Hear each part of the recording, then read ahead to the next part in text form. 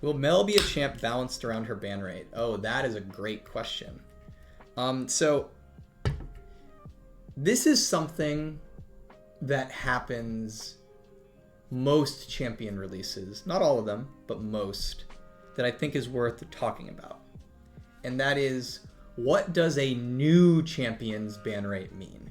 So obviously, we know that, like, so let's say Zed tends to have a high ban rate, right? And we balance Zed around ban rate. And we can't make Zed too strong, because if we do, his ban rate will go to the moon and we'll have to do something about it, right? So we know there are characters in League of Legends that we have to balance on ban rate. And then there'll be a new character comes out, like Mel or Mbessa. And something I always see when a new character comes out is like, okay, Riot, well, if you balance around ban rate, what about Mel? Her ban rate is, let's go look. Her ban rate is currently 60%. Like, shouldn't you just immediately, like, gut that champion, right? Like, that ban rate is so high. Why aren't you treating Mel the same way you treat Zed, right? As an example, or Morgana. And the thing to remember is most new releases, because they are new, have an inflated ban rate. Now, of course, it's not all new releases. Some new releases come out very weak and they won't be banned. Some new releases just, players just don't think they're that strong and they won't be banned. But like most new releases that are at least balanced and feel powerful to play against tend to be highly banned. And it's because they are new. And there's a lot of like factors that go into that. One of the reasons is like you might ban it because you just don't know how to play against it, or you don't think your allies know how to play against it. So like, get it out of my game. You might ban it because you don't want your teammates playing it. You might ban it because it's really fresh and that mechanic that you see on it is frustrating in a way that like once you learn how to play against it, it won't be as frustrating. Things like that. And so what we find is that new champions tend to have severely inflated ban rates. Like, just that is generally what happens. And so the way we think about new champion ban rates is not a raw number. Like, we don't look at like, say, oh, Mel or Hui came out and their ban rate is above 50%, so we immediately need to nerf them. But instead what we say is we know that ban rates are going to be inflated when a character comes out. And what is important is the trend. What we expect for a new character is that their ban rate will slowly trend down over time.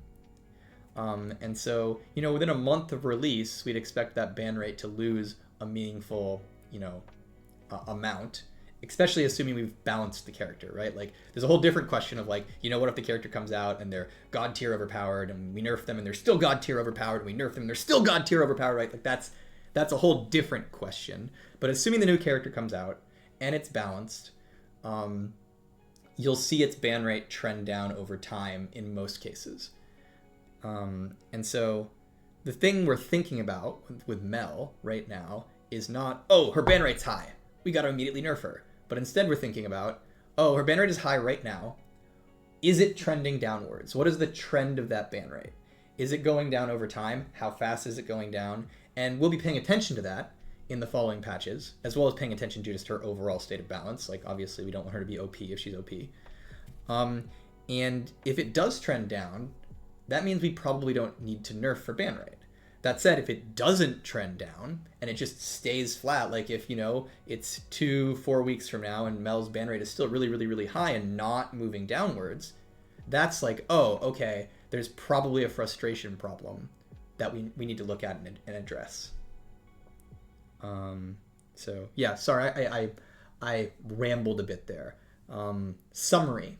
When a new champion comes out, its ban rate will be high. That does not necessarily mean it is too frustrating. It does not necessarily mean that we need to immediately nerf it for ban rate.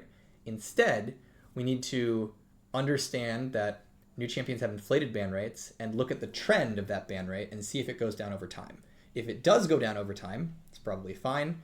If it doesn't, then that's usually an indication that the character, might feel very overpowered or feel very frustrated, might need adjustments. And we've had characters like that we needed to do that with. Like, as an example, Samira. Samira is a character who came out and her ban rate did not end up going down over time. And so she ended up needing work to make her less frustrating to play against so that her ban rate, was below a minimum. I mean, a maximum, things like that. So that's that's how we think about that stuff.